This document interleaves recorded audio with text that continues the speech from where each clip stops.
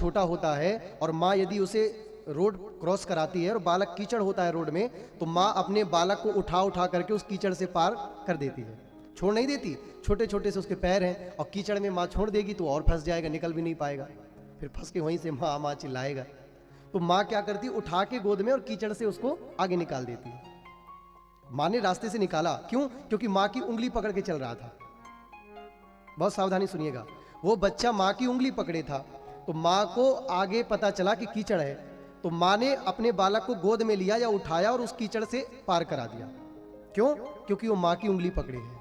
इसी प्रकार यदि हम भगवान की बाह पकड़ के चलेंगे, भगवान की शरण पे पकड़ के चलेंगे, भगवान का साथ ले पकड़ के चलेंगे, तो आपके जीवन में जितने भी आने वाले कीचड़, कंकड़, दुख, सुख ये आएंगे, लेकिन ये आएंगे और कब निकल जाएंगे बिल्कुल भी आपको पता नहीं चलेगा। सबरी के गुरु थे मतंग मुनि। क्या नाम था? मतंग ऋषि। सबरी सबर जाति से थी भिलनी, मैं सबरी भिलनी की जाई, भाव भक्ति नहीं जानू रे, अपने राघव के मिलने हित वन में जीवन पालू रे। अब बात समझिएगा, आप एक बात बताइए, यहां सत्य बोलिएगा, आप किस किस के घर में लड्डू गोपाल जी की पूजा होती है? ठाकुर जी की सेवा होती है? सत्य हाथ उठाना या झूठे नहीं उठाना, सब करते हैं? वाह, बहुत अच्छी बात है। अब एक बात समझिए, जब हमारे घर में गोपाल जी आते हैं, लड्डू गोपाल जी आते हैं, तब हमें बड़ी चाव रहती है पूजा करने की। इस दुकान से ड्रेस ऑर्डर करेंगे, यहाँ से चंदन मंगवाएंगे, यहाँ से मुकुट मंगवाएंगे, यहाँ से उनके कच्छा मंगवाएंगे, ठाकुर जी की लंगोटी मंगवाएंगे। कितने चाव से हम श्रृंगार करते हैं। आपने सोचा, अनुभव किया भी होगा क्योंकि आप करते हो, कितनी तीव्रता रहती है हमारी भक्ति में। लेकिन जैसे जैसे जैसे ठाकुर जी पुराने होने लग जाते हैं, एक दिन ऐसा होता, अच्छी कड़क सी ठंडी पड़ रही हो, फिर आप कहते हो अरे तुम ही अब सेवा कर लो, आज मैं उठ नहीं पा रहा हूं, आज तो तुम ही नहला दो, आज मुझे थोड़ा सा सर्दी लग रही है। जिस चाव से तुमने प्रारंभ किया था, अब तुम्हारा वो चाव नहीं रहा। क्या रहा? बताओ। जिस चाव से आपने सेवा को प्रारंभ किया, वो सेवा का चाव अब नहीं रहा। लेकिन सबरी क्या करती हैं? मतंग मुनि के आश्रम पर रहती हैं सबरी माता। इनके बारे में सब भली भांति परिचित होंगे।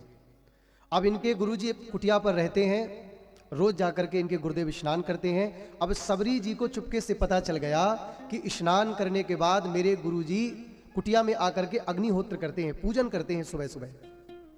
बहुत सावधानी से सुनिएगा।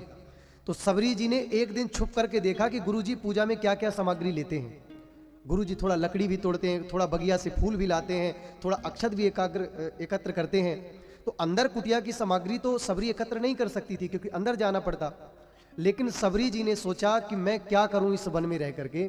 तो सबरी जी अपने गुरु जी की पूजा में हाथ बटाने लगी।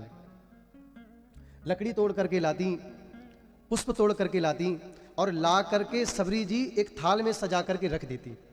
जब तक गुरुदेव स्नान करके नहीं आते तब तक तो सबरी जी करके और गदबद एक दो निकल जाती।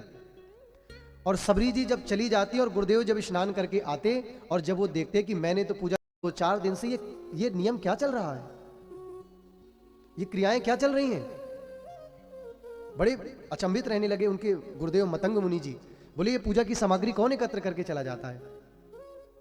बड़े दुविधा में रहने लगे। बोले क्या करें, रोज नियम था गुरुदेव का स्नान करने जाना। और सबरी जी